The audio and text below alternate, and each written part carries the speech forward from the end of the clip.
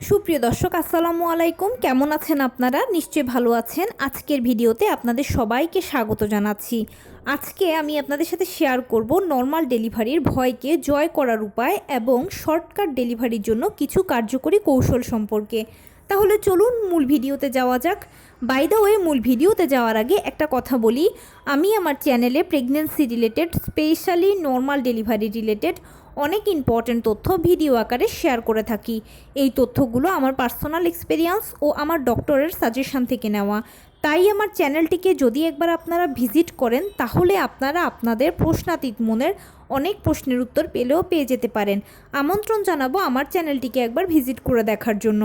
এবারে চলুন মূল আলোচনায় যাওয়া যাক।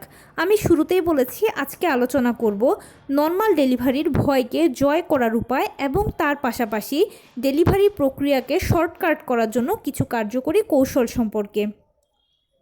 দেখুন, প্রথমবার যারা মা হতে যান তারা আমাদেরকে ম্যাক্সিমাম টাইম এই প্রশ্নটা করেন যে আপু, আমার প্রথম বাচ্চা বা আমি প্রথমবার মা হতে যাচ্ছি, আমার খুব ভয় লাগছে, ভীষণ টেনশন হচ্ছে, আমি ঘুমোতে পারছি না, খেতে পারছি না, কিছুই আমার ভালো লাগছে না।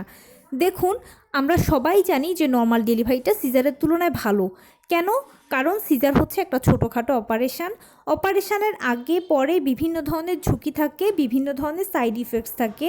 এছাড়া সিজারিয়ান পেশেন্টকে সারা জীবনভর কিছু না কিছু রোগশোক বহন করতে হয়, বিভিন্ন ধরনের নিষেধাজ্ঞা মানতে হয়। নর্মাল ডেলিভারি পেশেন্ট এর সব কিছু থেকে সেফ ও সিকিওর, সারা জীবনভর ভালো থাকেন নর্মাল ডেলিভারি পেশেন্ট।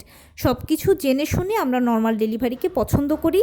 সন্তান জন্মদানের ক্ষেত্রে আমাদের অন্যতম পছন্দের পদ্ধতি হচ্ছে নর্মাল ডেলিভারি যেহেতু একটা প্রাকৃতিক পদ্ধতি, তাই এটা সবসময় ভালো, সবার জন্য ভালো। এখন নর্মাল ডেলিভারি নিয়ে অনেক ভয়, কারণ সিজারের ব্যাপারটা আমরা মোটামুটি সবাই জানি যে প্রথমে আমাদের কোমরে একটা ইঞ্জেকশন পুশ করা হবে, দেন আমাদের এখানে অপারেশন হবে, তলপেটের থেকে একটু নিচের দিকে অপারেশনটা হবে, বাচ্চা বেরিয়ে যাবে, সেলাই দিয়ে দেওয়া হবে। কিন্তু নতুন মায়েদের ভীষণ ভয় হচ্ছে নর্মাল ডেলিভারিতে, যেহেতু এটা ভ্যাজাইনাল বার্থ বা যৌনাঙ্গ দিয়ে বাচ্চা বেরোবে। দেখুন, আপনি আসলে যেটা শুনেছেন এই শোনাটা হচ্ছে আপনার ভয়। এখানে প্রকৃতপক্ষে ভয় বলে কিছুই নেই, বা আপনি যে ভয়টা পাচ্ছেন সেটা টোটাল আপনার মনের ভয়। এই ভয়টাকে আমাদের জয় করতে হবে। একটা কথা কি, আপনি প্রথমবার মা হচ্ছেন তাই বলে এটা নয় যে আপনি প্রথমবার পৃথিবীতে নর্মালে বাচ্চা জন্ম দিতে চাচ্ছেন বা আপনার মাধ্যমেই নর্মাল ডেলিভারি শুরু হচ্ছে, সেটা কিন্তু নয়। নর্মাল ডেলিভারিতে এত বছর ধরে মানুষ বাচ্চা জন্ম দিয়ে এসেছে এবং প্রতিদিন লক্ষ লক্ষ বাচ্চা নর্মাল ডেলিভারির মাধ্যমে পৃথিবীতে আসছে। তাহলে এত এত মা সবাই যদি নর্মাল ডেলিভারিতে বাচ্চা জন্ম দিতে পারে, আপনি কেন পারবেন না? তাদের মাঝে এমন কি সুপার পাওয়ারটা আছে যেটা আপনার মাঝে নেই? আসলে তারা সবাই ভয় পাচ্ছে না, আর আপনি ভয় পাচ্ছেন। মন থেকে একবার ভয়টাকে দূর করে ফেলুন, ভয়টাকে ঝেড়ে ফেলে দিন, দেখবেন নর্মাল ডেলিভারি প্রক্রিয়া কত সহজ আপনার কাছে। একটা কথা কি, ইঞ্জেকশন পুশ করার আগে আমরা কত কিছু চিন্তা করি। সুই ফোটানো হবে আমার শরীরে, আমি ব্যথা পাবো, আচ্ছা আমি কি অজ্ঞান হয়ে যাব? কত কথা, আজে বাজে প্রশ্ন আমাদের মাথায় আসে, তাই না? কিন্তু যখন আসলে ইঞ্জেকশনটা পুশ করা হয় তখন কি আপনি বুঝতে পারেন? অনেকে বুঝতে পারে না, আবার অনেকের কাছে মনে হয় সামান্য পিঁপড়ের কামড় বা মশার কামড়ের মতো। কিন্তু এই জিনিসটাকে আমরা ফেস করার আগে বা ইঞ্জেকশনটা পুশ করার আগে আমরা কত আকাশ কুসুম ভেবে রাখি, কিন্তু যখন আমরা বাস্তবে কাজে যাই তখন কি সামান্য একটা ব্যাপার। এখানে নর্মাল ডেলিভারি প্রসেসটা সম্পূর্ণ ইঞ্জেকশন পুশ করার মতো। আপনি যে ভয়টা পাচ্ছেন সেটা টোটাল আপনার মনের ভয়। বা অনেকে বলেন এরকম যে আপু, আমি শুনেছি কি নর্মাল ডেলিভারি ব্যথাটা নাকি অসহনীয়, কেউ কেউ বলে যে মরার মতো অবস্থা, কিয়ামতের মতো অবস্থা, অন্য দুনিয়া দেখে আসছি, বা শরীর থেকে চামড়া টেনে ছিঁড়ে ফেলে দিবে, এরকম একটা অবস্থা। আসলে কি আমাদের পৃথিবীতে বা আমাদের সমাজে কিছু মানুষ আছে যারা অরিজিনাল কথা বলে, আবার কিছু মানুষ আছে কথাকে অতিরঞ্জিত করে। যারা অতিরঞ্জিত করে তারা এই ধরনের কথা বলে যে চামড়া ছিঁড়ে ফেলার মতো অবস্থা, কেয়ামতের মতো অবস্থা, মরার মতো অবস্থা।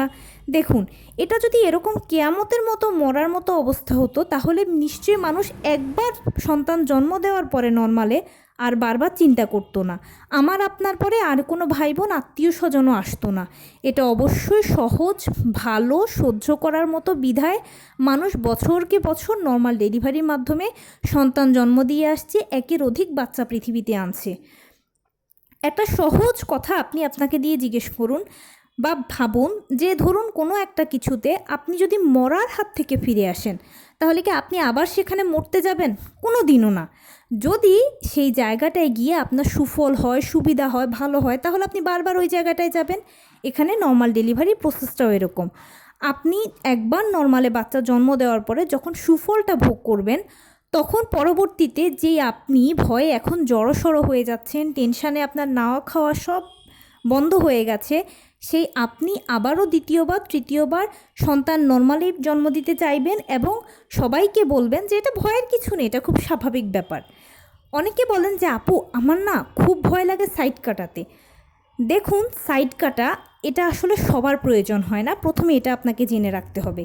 সবথেকে বড় কথা হচ্ছে যাদের পেলভিসটা চাপা তাদের আমরা শুধু সাইড কাটি, আর যাদের পেলভিসটা ঠিকঠাক মতোই প্রসারিত হতে পারে তাদের সাইড কাটার প্রয়োজন হয় না। এটাও যদি আমি একটু উদাহরণ দিই, বাচ্চার মাথাটা হচ্ছে 10 সেন্টিমিটার। এখন এই 10 সেন্টিমিটার একটা মাথাকে আমি আপনাকে যদি কোনো একটা চিকন বা ছোট কোনো একটা গোল কিছুর মধ্য দিয়ে বের করতে বলি, আপনি কি পারবেন? পারবেন না, অবশ্যই সেটাকে একটু কাটতে হবে। আর যদি বলি যে 10 সেন্টিমিটার মাথাটাকে আপনি বড় বা প্রশস্ত কোনো একটা গোল কিছুর মধ্য দিয়ে বের করুন, তাহলে আপনি এটি ইজিলি বের করতে পারবেন না। এখানে ব্যাপারটা হচ্ছে ঠিক সেরকম। আপনার পেলভিসটা যদি 10.5 থেকে 11 সেন্টিমিটার প্রশস্ত হয় তাহলে আপনার সাইড কাটা লাগবে না। আর যদি আপনার পেলভিসটা 9 থেকে 9.5 সেন্টিমিটার প্রশস্ত হয়, তাহলে কিভাবে এই 10 সেন্টিমিটার মাথাটাকে এখান দিয়ে বের করা হবে? এখান দিয়ে যদি বের করা হয়, মানে ছোট পেলভিস দিয়ে যদি 10 সেন্টিমিটার মাথাটাকে বের করা হয়, তাহলে যেটা হবে টানাটানি করলে বাচ্চার ঘাড়টা ছিঁড়ে যেতে পারে, ঘাড়ের রগগুলো ছিঁড়ে যেতে পারে, এছাড়া আপনার যৌনাঙ্গ এবড়োথেবড়োভাবে ছিঁড়ে যেতে পারে। তো সব কিছুর থেকে ভালো হচ্ছে একটু হালকা সাইড কেটে দেওয়া।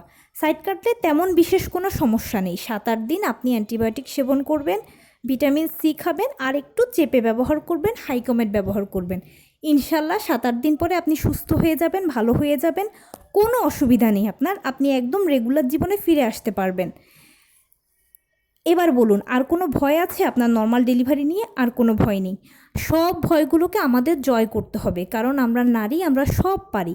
মন থেকে সব ভয়কে জয় করে ফেলুন, দূর করে ফেলুন, আর শুধু এটাই মনে মনে ভাবুন যে আমার সন্তান যেন সুস্থ সুন্দরভাবে পৃথিবীতে আসে, আমি যেন একজন আদর্শ মা হতে পারি। এবার আসুন ডেলিভারি প্রক্রিয়াটাকে শর্টকাট করার জন্য কিছু টিপস। আপনি এখন যত মাসের গর্ভবতী আছেন না কেন, একটা কাজ করবেন, নিয়মিত হাঁটাচলা করবেন, টুকটাক কায়িক শ্রম করবেন এবং সেই সাথে লোকমেটটা ব্যবহার করবেন, পুষ্টিকর খাবার খাবেন। নিশ্চিত করবেন আপনি সারাদিনে যা যেরকম খাবার খাচ্ছেন সকল ভিটামিন, মিনারেল, ক্যালসিয়ামগুলো ঘুরে ফিরে যেন আপনার মধ্যে যায়, আপনার থেকে বাচ্চা পায়। ডাক্তারের দেওয়া আয়রন, ভিটামিন, ক্যালসিয়াম ওষুধগুলো খাবেন। এই জিনিসটা যদি মেনটেন করতে পারেন তাহলে কি হবে বলুন তো? আপনার বডিটা একটা এক্সারসাইজের উপর দিয়ে থাকবে এবং আপনার নর্মাল ডেলিভারি প্রক্রিয়াটা শুরুও তাড়াতাড়ি হবে, শেষ হতেও দ্রুত হবে, কষ্টও কম হবে। কারণ যে বডিটা এক্সারসাইজের উপর দিয়ে থাকে সে সব কিছুকে ইজিলি অ্যাবজর্ভ করে নিতে পারে। এবং পুষ্টিকর খাবার খেলে আপনি শক্তপোক্ত থাকবেন। যখন চাপ দেওয়ার প্রয়োজন হবে তখন জোরে জোরে 2-3টে চাপ দিলেই অনায়াসে আপনি বাচ্চাকে বের করে ফেলতে পারবেন, আপনার ডেলিভারি কাজটা সহজ হবে। এবারে বলি ডেলিভারি প্রক্রিয়া শুরু হলে কি করবেন। ধরুন আপনার ডেলিভারি প্রক্রিয়া শুরু হয়ে গেছে, মানে আপনার পিরিয়ড শুরু হয়ে গেছে, অপেক্ষা করবেন পরবর্তী ধাপের জন্য। পানি ভাঙতে শুরু হবে পরবর্তী ধাপে। কারো কারো 1-2 ফোঁটা করে ভাঙে, কারো কারো তার থেকে একটু বেশি ভাঙে। যখন 1-2 ফোঁটা করে ভাঙবে তখন বিছানায় শটান শুয়ে থাকবেন। আর যদি ঝরঝর করে প্রস্রাবের মতো পানি ভাঙে অতি দ্রুত হসপিটালে চলে যাবেন। তবে সবথেকে বেশি ভালো হয় যখন পানি ভাঙা শুরু হবে তখনই হসপিটালে চলে যান। এতে প্রথম থেকে শেষ পর্যন্ত ডাক্তারদের অবজারভেশনে থাকতে পারবেন, আপনার বাড়তি আর কোনো টেনশন নিতে হবে না, ডাক্তাররা এসব হ্যান্ডেল করবে। তৃতীয় পর্যায়ে পেইন আসবে। এ সময় চেষ্টা করবেন একটু গরম গরম কিছু খাবার খেতে। এতে কি হবে, পেইনটা দ্রুত বাড়বে। পেইন যত দ্রুত বাড়বে ততই আপনার অন্য প্রক্রিয়াগুলো শুরু হতে আরও সহজ হবে। তাই গরম খাবারগুলো পেইনকে বাড়াতে সহায়তা করে, সেজন্য চেষ্টা করবেন কিছু গরম খাবার খেতে। আপনি সেই মুহূর্তে যেটাই খান না কেন একটু কুসুম গরম খাবেন। আর পেইনটাকে নিচের দিকে চাপ দেবেন বা নিচের দিকে রিলিজ করবেন। মানে আমরা যেরকম নিঃশ্বাস টেনে তুলি আর আস্তে করে ছেড়ে দিই নিচের দিকে, এখানেও পেইনটাকে তলপেট থেকে কোমরের দিকে ছাড়বেন। এতে কি হবে, পেইনটাই জরায়ুর মুখকে দ্রুত খুলতে সহায়তা করবে। আপনারা সবাই জানেন নিশ্চয়ই যে ডেলিভারি হওয়ার জন্য জরায়ুর মুখ 4 সেন্টিমিটার পর্যন্ত খুলতে হবে। আর পেইনটাকে যখন আপনি নিচের দিকে রিলিজ করবেন, গরম খাবার খাবেন, সব কিছুর মিলিত প্রক্রিয়া জরায়ুর মুখকে 4 সেন্টিমিটার খুলতে সহায়তা করবে। খুব দ্রুতই জরায়ুর মুখ 4 সেন্টিমিটার খুলে যাবে। এরপর তো কাজ সহজ, বাচ্চাকে আপনি জাস্ট চাপ দিয়ে বের করবেন। ওই যে বললাম পুষ্টিকর খাবার খাবেন, তাহলে শরীরে যথেষ্ট শক্তি থাকবে।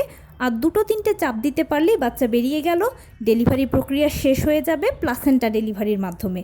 প্রয়োজন হলে সাইড কাটবে, আর না হলে সাইড কাটা লাগবে না। 1-1.5 ঘন্টার মধ্যে বাচ্চাকে কোলে নিয়ে বাসায় চলে আসতে পারবেন। তো এই ছিল আজকের ভিডিও। কেমন লাগলো বলুন? যদি ভালো লেগে থাকে ও হেল্পফুল হয়ে থাকে তাহলে প্লিজ লাইক, কমেন্ট, শেয়ার করতে একদম ভুলবেন না। আর সেই সাথে আমার চ্যানেলটিকে সাবস্ক্রাইব করার বিনীত অনুরোধ রইল। পাশে থাকা বেল আইকনটি ক্লিক করে দেবেন যেন আমি ভিডিও আপলোড করার সাথে সাথে আপনারা নোটিফিকেশান পেয়ে যান। যদি কোনো প্রশ্ন থাকে কমেন্টসে জানাবেন, আমি রিপ্লাই দেব।